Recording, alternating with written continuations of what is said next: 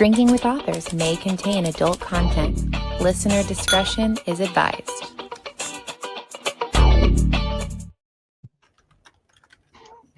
Hello, everyone. Welcome to Drinking with Authors, sponsored by Four Horsemen Publications. I am your host tonight, Nick Savage, author, artist, crazy person. And joining us is the awesome Dominic N. Ashen. I'm saying that right. So before we let you introduce yourself, I have to ask, what are you drinking? I am enjoying a nice black cherry apple cider by Wicked Grove. Oh, very nice. I am doing a by Wicked Grove. Wicked Grove, which is Aldi, the grocery store's in-house brand, which is surprisingly, like, it's dangerous how smooth it is. Aldi brand stuff is phenomenal. It's been me and the partner just moved out, and the Aldi is the closest grocery store now, and so we've been trying stuff, and we've been really surprised. The only store brand thing of theirs I haven't liked are their Pop-Tarts, but that's a different story. And for everyone looking, I am drinking espresso martini, just add ice. It is alcoholic and it is super sugary. Nice. But it was like $6 for the bottle. So you're wearing one of your shirts based on your Steel and Thunder series. Tell us, give us the deets on it all. I mean, it's a lot of what it looks like on the cover. It's about a human and an orc and a hopefully epic fantasy romance. Things start off a little bit like enemies to lovers, Dubcon, like, hey, I don't like you, but really I do like you, and I'm kind of mad that I like you. And it just sort of develops into this really, hopefully, epic, fun tale full of magic and all the good fantasy trappings. It's heavily inspired by a lot of D&D games I've been in or run, and yeah, it's I got the 5th one is coming out very soon. And so this is a family friendly. I'm just kidding. Oh yes, absolutely. You know what? I did once have a mother tell me I'm buying this for my daughter, and I had to clarify the daughter's age because I was concerned. No, I get that too. I have a romance series, and I'll get like 12, 13-year-old girls coming up, and I'm like, no. I'm like, not without your mother's permission. Just ain't happening. So I do understand. Had a 16-year-old guy email me saying, hey, I'm a big fan of your books. And I responded, that's great. I cannot talk about them with you. Goodbye. Yeah, you are underage, and this could get me arrested. This conversation cannot happen. Sorry. No. Appreciate the fan. Come back in 2 years, and then we can talk when it's legal. Yeah. And it's one of those things you have to look out for yourself. And even though you get fans who might be a little more mature or sneak stuff behind their parents' back and whatever, like you still you can't talk about it with them because it's just completely not. No, I mean, the second I had access to the internet, like it was done. Yeah, I was of age where you sneak them from your dad's drawer, you know what I'm saying, and stuff. So yeah, but it's times have changed, and it's actually become a lot harder, I think, to be a parent and shelter your kid from those things until you're ready to say, you know what, I'm done sheltering. Let's just show them. But yes, sorry. That is, how many? Well, while I'm going over my questions and stuff that I'm going to quiz you on, how many books are in your series? So I have 5 novels and 3 novellas. The 5th novel comes out at the end of October. End of October. And is it already available for pre-order? We're doing some shameless self-promotion now. I'm not mixing things up. We're doing it now. We'll get those details later. Yes, we're going to get into that later, but it is available for that. All right. So since I am very organized right now in my head and starting this off, I'm going to ask you, with your writing, are you organized? I try to be, but then I also like a little bit of controlled chaos at the very least. Before I write a story, I usually like to have a loose outline at least, but almost all the time, like once I get halfway through that, I find that I have to revise the outline because the story has gone in different directions. So I try to stay on top of the organization, but it's a little bit, all over the place. But I think that's how writing works. You do a little bit of your plotting or, outlining, you write, you figure out that it's not working the way you had thought, or it's going in a different direction, because to me, you shouldn't force your characters. Right. Like if it feels natural for a character to do something or for them to not do something, then you kind of just want to go with that because better story, hopefully. Yeah. So thus the writing is rewriting. Yeah. And also as a fantasy author, I'm sure actually I imagine fantasy, sci-fi, anything where you're making up words for countries, objects, things like that. A lot of spreadsheets to try to make sure you're not forgetting things or retconning yourself by accident. But even that can, after a certain period of time, you've got 25 tabs in a single spreadsheet, and none of it means anything anymore. With the world building, it's very hard sometimes to keep everything in place and stuff like that. So it's an issue of, like you said, the tabs and stuff. But even when you're using tabs in spreadsheets, do you go for as complicated as possible, just to have a more illustrious world, even if you don't use it, or you just try and keep it as simple as you can while creating a world that is not generic? I'll try to make notes of sort of bigger picture things that maybe aren't mentioned directly in the text so that I can maybe use them later if it comes back up. But I also don't want to be like tied to something that maybe just isn't working anymore. That makes sense. So on the topic of making up names for places, what about your characters? How do you name them? I'm not above using a name generator sometimes, but I will also sometimes just pull a random name from the top of my head, which is, again, the nice thing about fantasy and sci-fi. You don't really have to use traditional names for everybody. But that is also something you got to keep track of in a spreadsheet because you don't want to use the same names over and over by accident. I know, I understand. I accidentally did that with one of my series, but one of the guys was already dead and he's only brought up in flashback, so it doesn't matter. But in each of my books, I do have at least, or in each of my series, I do have one character named Nick because of my best friend who's actually named Nick. So I just do that. Yeah. Nice. But now, are you like me and pretentious about naming characters in the sense that they have to like have some sort of meaning either behind the name or to the series? Or are you just like, a name's incidental, so call them whatever the hell you want? I'm a little bit of both, leaning more towards the meaning aspect. Either I like a good, like a good joke or a pun that's kind of hidden, or I just like if it's just like kind of random side characters, I would like to maybe at least make it seem like authentic to the part of the world it's set in, so there's at least some like commonality between people's names or something. But it's like, again, fast and loose kind of. No, that's perfectly acceptable. It wasn't a gotcha question. I know. I kind of said it like that. How dare you? Yeah, no. I think a lot of the times when I ask questions like that, I think back to Scream when Jamie Kennedy said motives are incidental. A lot of things can be, they're just kind of at the moment what they are. So I don't think this has come out in any of the stories yet. I mean, it won't come out in story, but like one of my main characters' last name, Serrano, I believe, means lightning or thunder in Italian. And that's connected to his backstory throughout the series. Not to give anything else away, but I do try to go for some stuff like that when I can. Well, that's awesome, actually. Like to have stuff like that. I do not speak Italian. My wife speaks more of it than I do. I actually speak Irish, Gaelic, which is completely useless language to know. I've got a little Spanish, but not enough to make my abuelita happy. It's never enough. Mine never got the chance to teach me Italian before she passed away. I am so sorry about that. I don't know if you heard that. I'm trying to get off. Oh, good. Then I don't take my apology. As a fantasy writer, now obviously you have orcs in your world, and I know that it has some steamy, spicy scenes. Mm-hmm. Have you ever thought about or wanted to bring in some of other? Now, I'm a big D&D dork, so I'm asking this kind of as like a way out there kind of like juvenile question.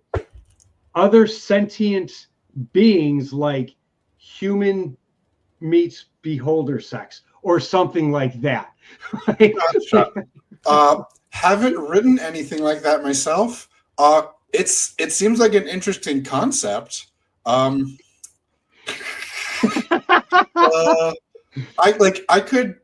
could absolutely, like, I've definitely read some other, like, monster porn where things get very tentacly and appendagey. yes. But I've never written that stuff myself, but maybe I need to. Like, and I'm not saying it's a bad thing or anything. No. To each their own, as consenting sentient beings who are adults. Hey, great, go for it. I know when it comes to the writers who do the kind of we're going to say, like you said, monster porn type stuff. They tend to stick to like shifters. You know what I'm saying? Or dead things like vampires or even zombies. I've seen, which is kind of crossing weird lines in some things. But I've never seen like mind flayer elf. You know what I'm saying? Like weird kind of crossovers. That wouldn't happen. I bet it exists out there somewhere. I bet it, like, I'm sure there's something on AO3 or something. Someone's written something weird.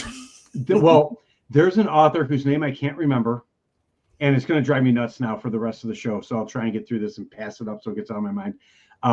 But he writes some very odd stuff. He's a very occult style writer, indie author, and he has a book called The Haunted Vagina. And what? It's a book called The Haunted Vagina.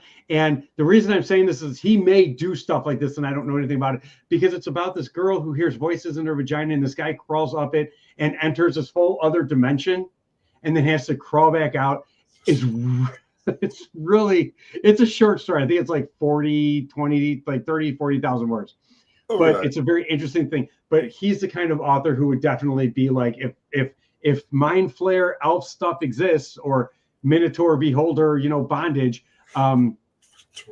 he would be this guy to write it. But if he doesn't, I think you have stuff for when you get really drunk. Something to consider. Yeah, I don't know if you should, but it should be. Think about it. All of my novellas are basically just excuses for me to write my characters in insane sexual situations that don't happen in them. Like, it's out of continuity of the whole series, so it's just pure. So that might be perfect for something like that, honestly. So you have in your world, you have a multiverse then going, because your novels are one, and your novellas are kind of like not in the main world, kind of subset to it. Right. They're in, when you the novellas are in universe written by one of my other characters. Like, that's in the first two books. He is in universe writing these novellas as just writing exercises for himself because he's horny. Do the people in the novellas know he's writing about them? Not yet. Not yet. Okay. I don't want to spoil anything there. But they sound awesome. Right? They sound awesome. And I know we've done a signing, together, like we were talking about right before the show, Smut Lovers. And if this is your first time watching the show or your first time seeing Dominic, he is wonderful to talk to at a show. And the people, he had lines, he had people constantly coming up to him and stuff. And he is someone to read if you are into that style of stuff. I'm not saying that in a bad way. I know I how to say it properly. Like, if that's your cup of tea and you'd like the monster stuff, definitely check him out, because it is some good stuff. But I wasn't sure if you ever did some stuff like that. Not yet. So, okay, you write some very adult stuff. When you were a kid, what was your favorite book? I mean, The Mouse and the Motorcycle. That was my favorite book as like a second, third grader, I think.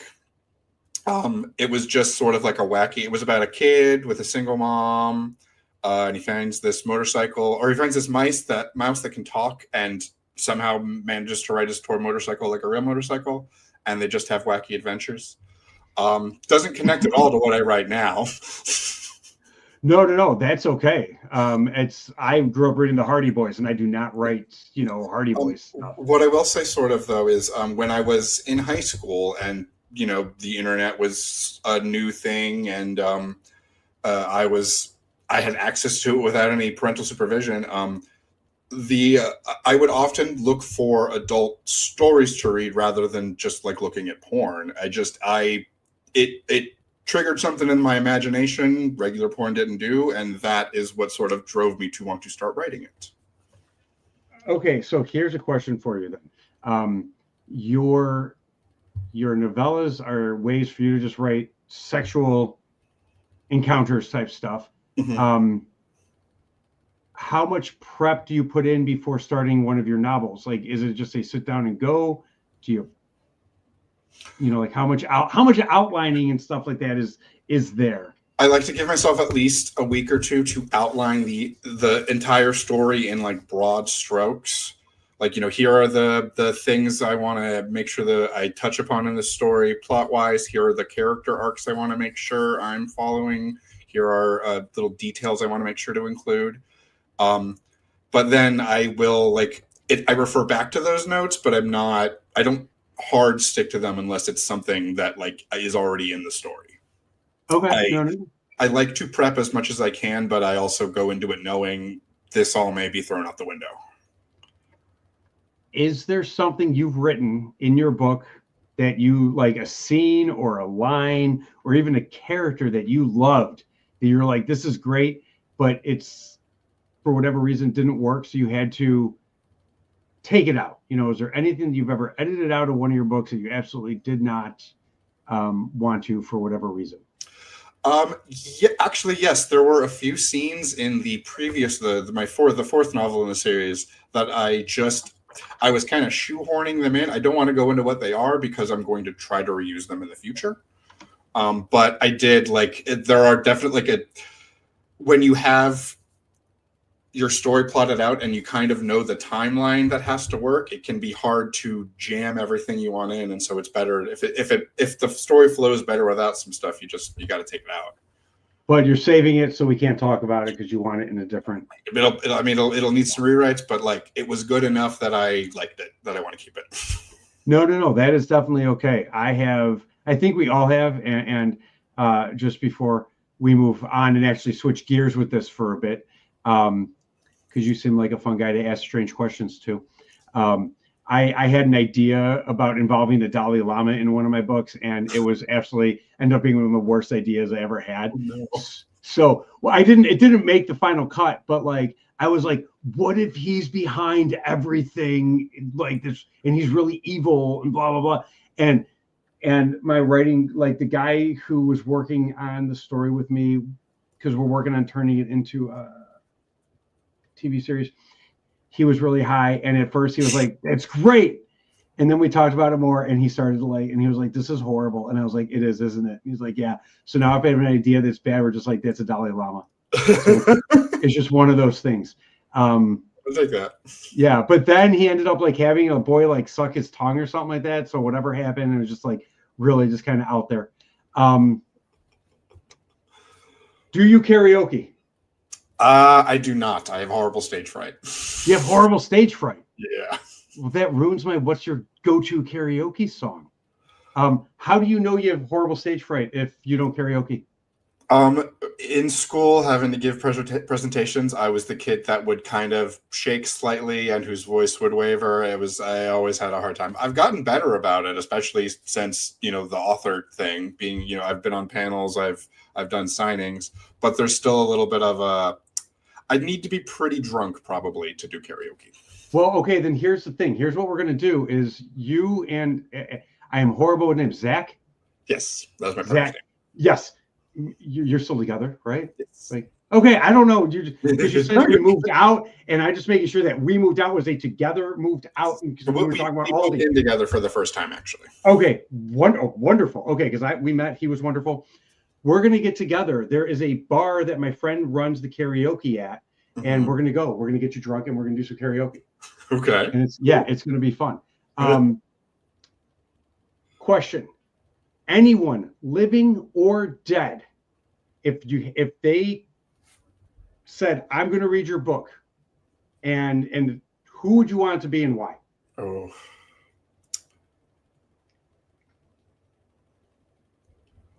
Ooh. Carrie Fisher, because I just feel like she'd have something really interesting to tell me about it. I don't know. I would love to get any kind of advice from that woman, honestly. Carrie, no, that's a very interesting thing. I think she was underutilized in a lot of ways because Star Wars pigeonholed people. Absolutely. I just finally saw The Burbs for the first time. Yeah. And I had never seen it, and I was like, all right, I'm going to watch it. I'm, painting some shirts and watching it. And she plays Tom Hanks' wife in it. And it's a smaller role, but she's so damn good. She's amazing. And I was like, like some roles, you watch certain actors and you're like, it's the same from role to role. There was no Princess Leia in it. You know what I'm saying? It was not a rehash of the character. And she's so good. I also think with her kind of sense of humor that she would appreciate the writing, the story and stuff like that. So I think she would have enjoyed it. I don't know if it would have been her thing exactly, but I think she would have gotten a kick out of it at least. So in the vein then of dead people and having them read books, if you had a time machine, time paradox aside and everything like that, just the general time machine, mm-hmm. What you doing with it? I mean, I feel like I have to say kill Hitler. Like, I feel like that's just one thing everyone has to. Yeah, I do that. We're still on Hitler. You're keeping it PC here. It's okay. But aside from that,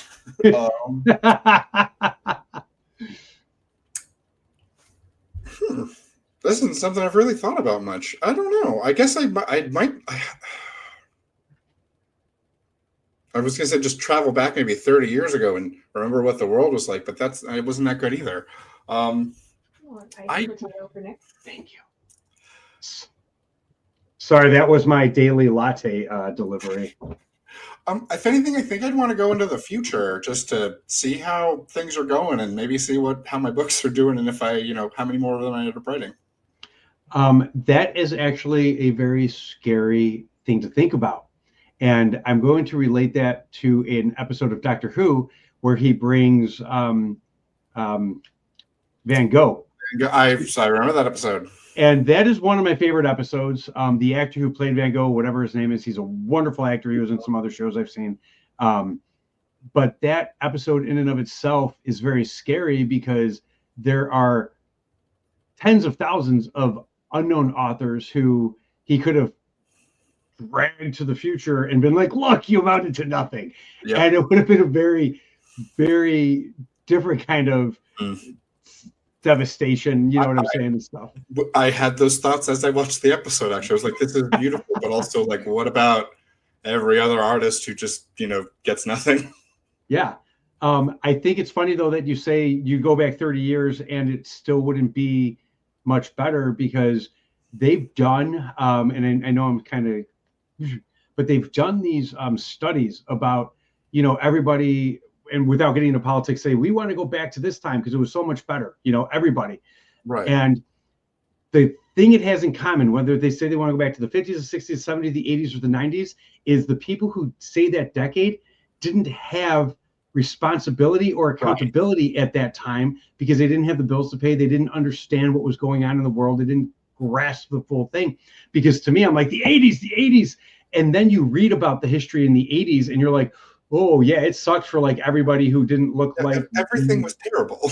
Yeah, everything was terrible. And the only good thing in the 80s was the music and the movies and the drugs, apparently, but I wasn't doing them. But it's almost going into the future, hoping we finally break that cycle is a very, very good thing. Let's see. All right. So you know what? I'm not even going to ask if you cook. Say Four Horsemen, who sponsors this, is having a cookout, potluck. What dish are you bringing? Either like taco fixins, like everything to make like a taco bar kind of thing, or I make this really good honey chipotle sauce that's like a dupe for Chili's sauce that me and my partner are really into. And so it would either be tacos or honey chipotle chicken tenders. Now, when you say tacos, now the honey chipotle sauce sounds amazing. You're going to have to give me the recipe for that. Will do. When you say tacos, hard shell, soft shell, both, one or the other? Both. I believe everyone should have the taco they want to have. So that's what I love about tacos. You just bring the stuff and people make them how they want to make them. So you're not just having a bar. You're having like a whole buffet of like hard shells, soft shell, which means you're going to have flour and corn. Sour cream, all the stuff. God, we're having a picnic with you. That'll be wonderful. Let's see, because I like you. You are good at answering some of these things. Okay, here's one for you, and I don't. You know what? When reading books, watching TV, doing whatever, what trope, if you read it and come across it, just drives you nuts and makes you want to put the book down or movie off? The person who is a trained professional, it's really like screwing their job up for no reason. I will use the Alien movies as an example. After the first two, I'd say they all basically like the plot gets kicked off by someone who is like, you are trained to deal with extraterrestrials. You know you should not bring this strange diseased thing onto your ship. They immediately do the wrong thing, and it's like what this all could have been avoided if you just weren't stupid. If you just did what you're supposed to. Okay, no, I definitely, I can definitely vibe on that. I've always been one for just the in that sense of trained professionals, the person who's trained in something that they clearly wouldn't be trained in either because of like life circumstances or physical size. You know what I'm saying? Like the tiny person who's wielding two AK-50, 57s or whatever the hell they're called with and they're not even like the recoil's not affecting them, or they're like 4 feet tall wielding a broadsword with like expert precision. You know what I'm saying? Like type stuff. I absolutely do. When I plot out my fight scenes, thinking of the actual physics of things is something that I can't not think about. So when I see those things or read those things, it's definitely a little infuriating. And I do understand that books are supposed to be escapism when you're reading stuff about, a 5'2" girl who weighs 98 pounds soaking wet, wielding, like swords and flowers. But to me, it also almost sets up fake expectations in real life of like, let's stick around and do this. Me and my friends sticked around with swords. It did not end well sometimes. I didn't have any of these, but I was definitely one of those kids who's like, Mom, why won't you buy me this ninja star? I don't understand. I can handle it. It's easy. Look. It is not easy. I was on a movie set once, and a guy, it was one of the folding ninja stars, and he threw it unfolded, like up close of it open. And he throws it folded, and it bounced and opened and landed in one of the production assistant's legs. And he had to go to the hospital. Ninja stars are not something to talk about.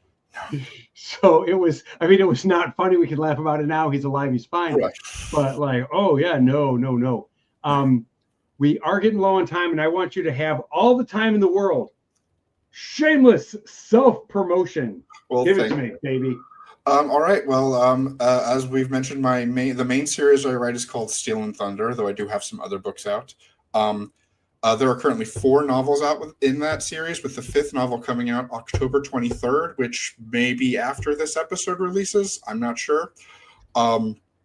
Even if it's not, for the entire month of October, you can actually buy all of my all books in the series for 20% off if you go to fourhorsemanpublications.com, where you can also pre-order Distance of Dragons, Book 5, for 15% off. Yay! Now, you said you have other books. Yeah, tell us about the other books. I also have a novel called Hours. That is a contemporary novel not set in the fantasy universe. It's just about 3 horny 18-year-olds about to go to college, having a lot of kinky sex. It was the very first story I ever wrote, like way before I was ever getting published and just posting stuff online. So it's like every chapter is what weird sex thing can I put into this one. So it's just 20 chapters of that. And then my other book is called The Crown and the Collar. It is a werewolf and royalty-filled fantasy book. It is also set in the same universe as Steel and Thunder, and there's a little bit of crossover. Yeah, you can find both of those at fourhorsemanpublications.com. And basically, you can find all my books basically everywhere else too. Amazon, Barnes & Noble, all the places online. Well, what about for people who want to stalk you? I mean, follow you, social medias, websites, stuff like that. Where can you be found? On Facebook and Instagram, I am dom.n.ashen. I am on Blue Sky at dominicashen.com, and dominicashen.com is also my website where I post updates, and you can actually find the first 2 chapters of all my novels for free to read before you buy the thing to see if you want it. Well, thank you very much. That was good. Is there anything else you want to add, ask me, say to the audience, anything at all? Buy my books, read more orc porn. Again, this is probably not coming out in time, but this Saturday I'll be out at the Orlando Pride Festival selling and signing books. And have a good one. You too. Thank you very much for being with us. And until next time, everyone, be good. Thank you. See ya. Thank you for listening to Drinking with Authors. Join us next time for another fun conversation with an author